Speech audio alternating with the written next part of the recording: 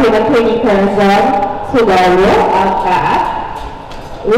Also with us, we have our OICRD, RD Guard, our ICS, our Information Center Managers. We have Mamin Paquirante and Flor Johnson. And we also have with us our friends from Bolivia.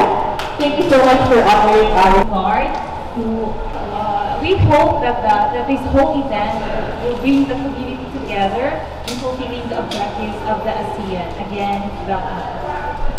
Thank you so much, Attorney Sudario. So I believe we are now ready for the ribbon cutting.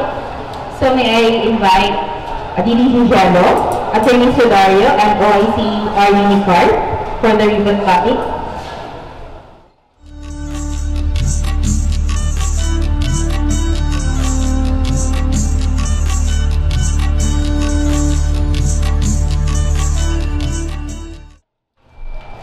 Alright, round of applause please. Alright, thank you so much. So good morning to everyone. First of all, we would like to thank the administration of the Tacloban Airport, ma'am. Maraming salamat for hosting us and for allowing us to put this initiative here in your airport. As we all know, the Philippine Information Agency is mandated to be the on-the-ground communication arm of government, and this is just one way of us bringing our government closer to our people. The kiosk, the PIA information kiosk, is a symbolism on how this administration, this Duterte administration, is bringing its government, its programs, policies, and services closer to its people through information. So, isa po sa mga hangarin ng information kiosk na ito ay ipahatid sa tao kung ano ang mga programa na ginagawa ng iba't ibang mga ahensya ng gobyerno. Kasama po natin dito ang ating mga partners from different government agencies, both from the regional and national level, wherein we will provide them a space wherein they can talk and they can communicate the different projects that they have for the people. Importante dito ay mga priorities ng Duterte administration. Ang ating fight against drugs and criminality, fight against corruption, ang federalism. Kami, PIA being part of PCOO, isa ho sa mga flagship program namin ay ang FOI. So, dito po gusto namin i-explain sa tao kung ano ang FOI at kung paano po ito magagamit ng tao. And now, for this year, for 2017, our theme is the ASEAN. Bakit po ASEAN? As we all know, it's the 50th anniversary of the ASEAN community, and the Philippines is the one hosting the summit for this year. We have a series of about 30 to 40 meetings that will happen all around the country, and we hope that our people, each and every Filipino, would have an appreciation of what it means to be part of this community. Alam natin na sabi nga ng isa nating speaker from the ASEAN, there is a need for a change of mindset. When we refer to ASEAN, we think that they are a different, kumbaga, we refer to them as them. It's supposed to be we, because we are part of it. The same way that we are proud of talking about us being Filipinos, you as citizens of Tacloban, how proud you are of your area, of your locality. It should be the same way when we talk about ASEAN and how we are part of this bigger region, how we are a citizen of a bigger region, and how we are dealing with our different ASEAN neighbors. As we all know, ASEAN offers a lot of opportunities to each and every member state, and most especially to each and every Filipino. From opening its doors to travel, wherein each and every Filipino can go to the different ASEAN countries without a visa, to opening opportunities for education and livelihood. As we all know, yung mga nurses, teachers, engineers, doctors, you cannot only practice in your home country, which is the Philippines, you can also practice in the 10 other countries because your profession is recognized also there. More importantly, in terms of security and protection of each and every Filipino and member of the ASEAN state, isa rin po ito ng priority sa mga meetings ng ASEAN. Ating mga minamahal na mga OFW workers, and at the same time, those who wish to work abroad. The safety and security of our migrant workers is a top priority. So, when we talk about ASEAN, it is a community of opportunities and something that we, as the Philippine Information Agency, wishes to communicate to each and every Filipino. Na ang theme nga ngayon is partnering for change and engaging the world. So with that, we hope that each and every one here would take the opportunity of promoting our information kiosk and partnering with us, especially with other agencies, on how we can further promote your different flagship programs. It is a delight on our part to be able to provide a venue for government to communicate your programs to people from Tacloban and people from Leyte and from the region, from Region 8. So on that note, we would like to thank everyone for being here today, and let's continue being partners not only for change, but in communicating the change that we want for our country. Maraming salamat po, and have a pleasant day for everyone. Thank you so much, PDG Hello. Iluminada ka natin. ASEAN, Philippines 2007, Partnering for Change, Engaging the World. Pwede ulitin? Hindi. Kaya, ulitin natin. And? Hello, but? Okay. So that's Partnering for Change. It so happened that our country has been chosen, or rather, ASEAN, no? This 2017. So ASEAN, of course, is composed of Philippines. So we, according to our DDG, we don't just say we're Filipinos, but we are? Ang galing. Dapat may premyo. Okay, there are 3 pillars or communities that are in ASEAN, which will provide opportunities for all Filipinos. So we have the political security, we have economic, and we have social-cultural. The political security is led by the department. We have other partners, and the social-cultural is led by the Department of Social Welfare and Development. So this is about ASEAN. We will be giving you links. Now, right now we have here, for you media, we're here, and we thank you, we value that you're here, because you are our partner. We will be partners in disseminating the benefits that the Filipinos will be having from being ASEAN. Do you agree? Okay, parang wala namang sumasagot. Okay, so we also have the so-called priorities, thematic priorities, which are peace and stability in the region, maritime security, inclusive growth, ASEAN resiliency, and a model of the regionalism and global player. That's ASEAN. No, so we have now. If you remember, I don't know if you were born that time.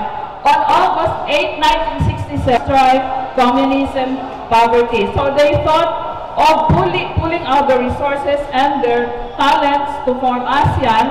And if you notice, according to some of our experts, since then, medyo oropay na itong kabutang in terms of political stability and security. I will not ask you if you will agree, because although thank you for looking at me, because I believe that you believe me. For us Filipinos, because we can travel visa-free, and then there will be exchanges. So, ang atong mga anak, pwede nila mag-apply scholarship, no? In all those ASEAN countries. Now we are attuned with the educational system, because if you remember, we are very passionate about pushing K-12, diba? So this is because we are being attuned to the curriculum of our member states, the ASEAN. Okay? And so, for us media, ano naman mapapala ng media? because according to the DG Villar, there will be a lot of meetings in all over the Philippines, so you can cover them. No? So, and all the other issues that affect ASEAN will be discussed, and you have opportunities to write about them, to broadcast them, because we notice that there is little information going out. So our people from the grassroots are not really that appreciative much of ASEAN because they're not getting a lot of information. That's why we called you so that you will help us. Will you help us? Tutulungan niyo ba kami? Mabuling ka mo, ha? Oh. Okay. Because, thank you, Sarwell. Because we are partners for change. Nagkataon no, na ang mantra gihapon ng atong presidente is change. So there is change now. Not only for our children, for us media, pati ang mga nanay, PWDs, and all the other sectors of society. Okay? So, remember, this is Nifa Karante saying, ASEAN 50, Philippines 2017. Let's all together say it, partnering. And thank you very much. Thank you so much, Ma'am Dad. And Ma'am Ninfa here.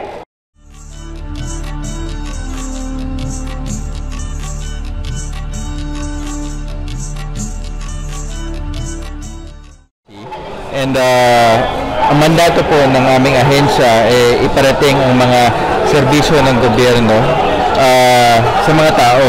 So through the information that we plan on providing, gusto sana namin na mai-inform ang tao sa mga iba't ibang mga programa, proyekto, polisiya at serbisyo na ibinibigay ng Duterte administration para sa kanila. Through the help of the different agencies, line agencies, both national and regional, the Philippine Information Agency wishes to communicate these flagship programs to the people. Isa hong way ng pagko-communicate namin sa pag-provide ng information kiosks sa strategic areas all around the country. In the past few months, we've already launched kiosks in airports, seaports, terminals, and even in malls, basically in areas wherein maraming tao, kung saan pwede silang makapag-avail ng mga information and educational materials tungkol sa iba't ibang mga programa ng gobyerno. Lalo na sa taong ito, kung saan ang opportunities natin marami dahil sa ASEAN. As we all know, it's the 50th anniversary of the ASEAN, and the Philippines is fortunate enough to be the one hosting it, the meetings for the whole year. So because of this, we want to communicate to the people yung iba't ibang mga opportunities na meron sa kanila. Sa ngayon, based sa studies ng ASEAN, only 29% of the total ASEAN population really know what being part of ASEAN means. And this is all 10 other countries, hindi lang sa Pilipinas. So importante po sa amin na maiparating sa tao kung ano ho pa ang ibig sabihin ng pagiging parte ng komunidad na ito. Ano yung mga opportunities na meron para sa bawat Pilipino. Kung pwede ko lang ho banggitin ang iilan ng mga opportunities na pwedeng maibigay ng ASEAN para sa bawat Pilipino. In terms of travel, we are provided free travel, visa-free travel to all 10 countries. Pangalawa, because of the ASEAN integration, it also widens the market for micro, small, and medium entrepreneurs, wherein our goods and services can compete globally, and at the same time, our consumers will have numerous choices as consumers sa pagdating sa goods, dahil meron mga goods from the different regions, from different countries that will be available to us. Secondly, in terms of education, malaking importante rin po ito dahil ang ating mga kabataan ay libreng humingi ng mag-avail at mag-apply ng scholarship sa Singapore, sa Thailand, at sa iba bang mga ASEAN countries. More importantly, is yung peace and stability. Alam naman ho natin na isa yung hot issue sa region natin, sa ASEAN, no? And through the help of our ASEAN neighbors, we would be able to push for the safety and the security of our neighboring countries and region. Importante rin po dito na i-discuss sa iba't ibang mga ASEAN meetings na mangyayari throughout the year ay ang mga priorities. Like what I mentioned a while ago, ang theme for this year is Partnering for Change, Engaging the World. Connectivity ang pinaka-importante on how a Filipino can engage the different ASEAN citizens from different countries and how we can learn from them. Alam naman po natin na ang economy ng ASEAN, kapag pinagsama-sama ang 10 bansa, is the 7th largest in the world. And projection is, if maganda ho ang performance, by the year 2050, we can be the 4th or the 3rd largest in the world as a whole, as a region. So, malaking tulong na ang mga maliliit na bansa na parte ng ASEAN ay makipagtulungan sa isa't isa para mapabuti ang ekonomiya, mapabuti ang development ng bawat tao, at mapabuti rin ang kabuhayan. So yun po, ang priority po ng Philippine Information Agency ay maihatid ang mga impormasyon na ito sa bawat Pilipino. At ginagawa ho namin to through the help of our 16 regional offices and 72 provincial information centers. We will continue to engage the public through various information caravans, through different forums, and a lot of multi-sectoral consultations. So isa po ito sa mga rason kung bakit nandito po kami sa Tacloban. Parte po ng aming trabaho na bisitahin ang bawat lokalidad, malaman po kung anong klaseng impormasyon tungkol sa gobyerno ang kailangan malaman ng mga tao dito, at maiparating sa ating national agencies ang kanilang hinaing, at malaman kung paano pa kami pwedeng makatulong through the proper use of information. Sir, are we considering to putting up the same kiosks on public park and island? Yes, like I mentioned a while ago, basically all strategic areas that can be available, we will provide a kiosk similar to this.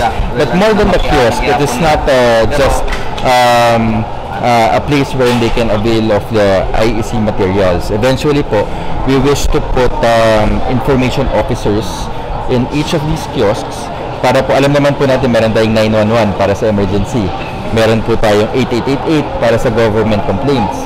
Pero ang tinatrabaho po namin ngayon ay magkaroon ho ng venue ang tao na magtanong naman tungkol sa mga programa na pwede nilang ma-avail mula sa iba't ibang ahensya. Alam naman po natin ng bawat ahensya ng gobyerno mayroong information office.